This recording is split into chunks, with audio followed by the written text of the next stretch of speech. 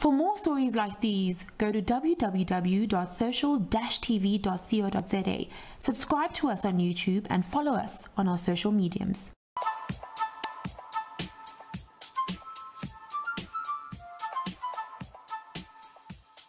The COVID-19 pandemic has left a lot of people without hope and feeling discouraged.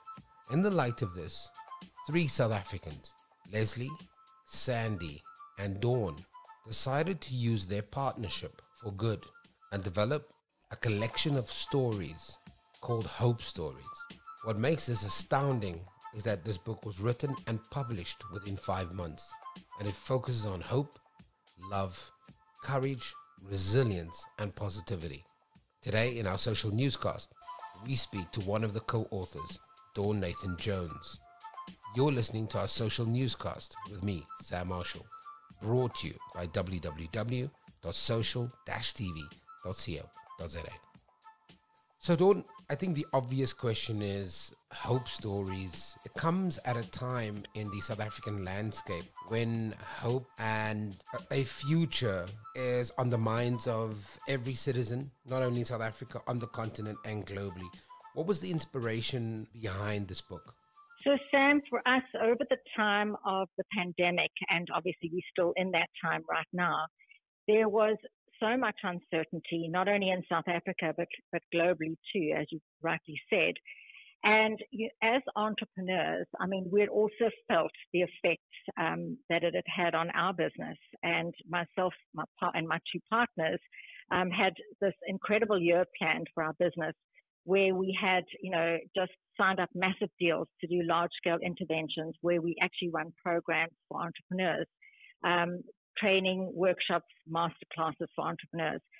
And during the first sort of 21 days, I think there was just, everybody was paralyzed and not knowing what to do. There was so much fear. People actually didn't know. I mean, everyone was homebound, and we were waiting for the president to give us sort of the next indication on what was happening. So I think the first 21 days were definitely, we were all in a space of fear, anxiety, uncertainty. And then after that, very strangely, myself and my partner were doing a meditation program. And, we were both busy making sandwiches and food parcels and helping where we could, because we saw this huge need for everybody to reach out and help each other. And this incredible, this incredible groundswell of everyone helping each other, but we just felt that we needed to do more. And in our businesses, when we run our masterclasses, we tell a lot of stories. People learn, people grow through storytelling.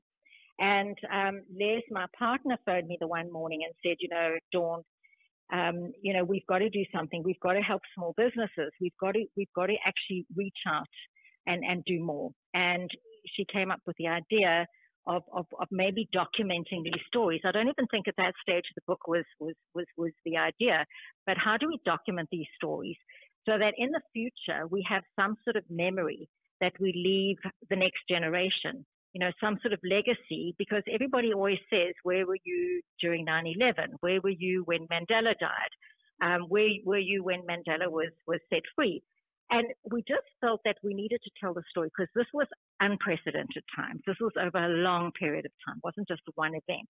And as we started reaching out through our own networks, we just started hearing more and more incredible things that ordinary people were doing to either, turn their businesses around, help, keep people in jobs, and coming up with very creative ways and means of pivoting their business into something that could be useful in these times. Serving people. We had people that were running, plants, factories. They turned them into places for PPE. People who were running, hotels, conference centers. They were turned into one story is Ubuntu Beds, turned into a safe place for essential workers and doctors. So they were just, as we reached out, we were just more blown away by how many stories of just ordinary people doing extraordinary things. When I read this title and this press release was sent to me the first time, I automatically saw the connection that hope is one thing, but in actual fact, hope needs some courage. And if you have courage, you can then inspire. Absolutely.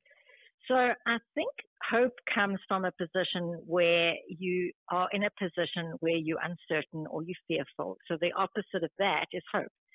So where people like just were giving up, we just felt that we needed to tell them some inspirational stories to help heal them, because I think a lot of people were hurt and still are hurt and will still be hurting in the future.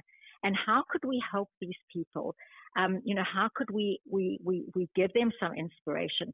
And through storytelling and through documenting these stories, which we did over a period of literally 1 month, we actually Zoomed, I don't know how many people, but all of a sudden we reached out to many businesses and really small businesses, because we wanted in our own way to support those small businesses. And to social entrepreneurs, to normal entrepreneurs, people who had massive platforms that were keynote speakers. So the book is very diverse in terms of the types of businesses and the types of people we interviewed across, age, across different businesses, across different industries. So I think that's what made the book and has made the book so different, is that you can pick it up and read each story. Each story tells a different version on what that person was going through emotionally and how they managed to pick themselves up in some way and say, we have to survive. We've got to get through this. Hope, you're absolutely right. With hope, you need courage, and you need a will, a will to survive. I mean, if you don't have that will to win, a will to survive, you're not going to survive. Dawn, you have had a very successful career as an entrepreneur, somebody who has built a large-scale business. So it could have been quite easy to then go to Dawn's very connected friends and put together hope stories from a very privileged position. But you guys chose to tell the tale of the SMME, the ordinary man in the street. Why was that such an important route to take with this book? Sam, that's a beautiful question. It really is. And I think we felt that we needed to spread the word of what was happening to majority of South Africans. I mean, most of the people, strangely enough, in the book, we worked out that like nearly 35% of the people were social entrepreneurs who were working. I mean, we got a lady, Rensha, who was working in the Cape Flats, had a very successful nursery, and turned that business, literally put all the seedling boxes into a home and started creating sustainable food for communities, to teach them how to actually plant and grow their own vegetables, to put food on the table.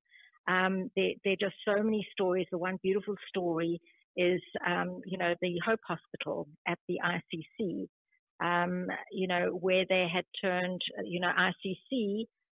CTICC actually gave the facility to concentrate and use it to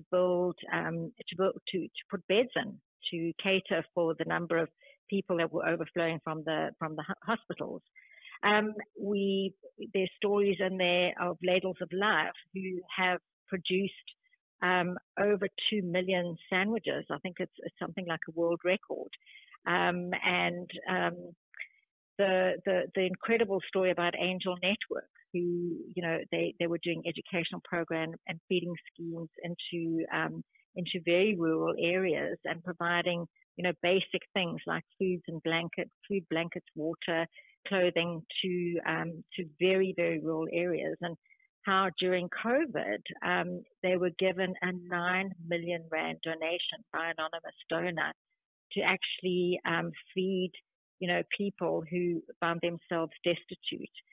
So the stories are all very, very heartwarming, and I think there's so many books on leadership that people can pick up. So it wasn't about talking about Stephen Kossoff or like a Bill Gates type of thing, not at all, because these were ordinary people. But the very interesting thing, Sam, is that these very small businesses and some of them one-man bands, all of them showed courage, but not only did they show courage, they showed incredible leadership skills. And so, I think big business leaders can actually learn from what these small business owners actually went through to, keep two jobs. Some of them were employed 2 or 3 people. That for me is very much more meaningful than to talk about, the privileged who have not been impacted by COVID. Dawn, you know that you guys put this book together at a certain point in a crisis. As all crises evolve, because of more knowledge, a better understanding, surely the meaning of this book will also evolve. Surely 6-7 months from now, this book will have a different meaning. Absolutely. So yes, this book will evolve. And I must tell you that since we eventually, my partner Les said initially, let's do 25 stories. And then we got to 27. We could have got to 57 if we'd have allowed it just to carry on, but then we would never publish the book. So we do want to capture some more stories because, a lot more businesses as we, moved from level 5 lockdown is when we started the book to, level 2 lockdown. There's some incredible stories of other people doing different things. But I think to put a different spin on it, what we want to do is we want to say, post-COVID, we want to go back to these people and say, what do their businesses look like now? And the very interesting thing is that the people, just out of the 27, those people we've reached out to, their businesses, I wouldn't say are flourishing because no one in the book was doing what they needed to do to make extra money, but they were doing what they needed to do to survive, not to thrive, but just to survive. So certainly there is longevity, in terms of this book evolving in the future. So we're already dreaming up the next part, the leadership lessons learned from this, because I think those traits were not, it wasn't the essence of and the purpose of the book initially. Dawn, where can we go to find our own copy of the book? Okay. And where can we interact with the organization? Well, thank you so much for that, because we really would appreciate it, because the proceeds are going to various charities. So already in the book, we have the Angel Network, we have the Robin Hood Foundation, we have Ladles of Love. And so a lot of the proceeds are going to those charities. Then every one of the 27 contributors, we've asked them to give us their charity, the charity of their choice, and that the proceeds would go to them. So we really do appreciate it. So if you go to www.overtherainbowshop, so one word, overtherainbowshop.co.za, and you look for the book, and then you click on that, and that you can purchase the book. But it's a very easy read, and you can actually go through each story. So if somebody's, so it's in different categories. So if you want to, think to yourself, if you love what you do, how can I love to do whatever particular business they're in, how can I innovate and prosper and grow from this? You can go to that particular chapter and read 4 or 5 stories, around that chapter, and they're all very, very different stories. There's a story of Wussy, who had this, it's called Native Decor, and he, stumbled during lockdown on augmented reality. And he started selling his products through augmented reality. I mean, this was somebody who just started in his garage with a drill and was making little ornaments that he was selling. I mean, little wooden, sustainable ornaments that he was selling to different communities. I mean, it's just such a beautiful, beautiful story of how he used this as an opportunity to really turn his business around.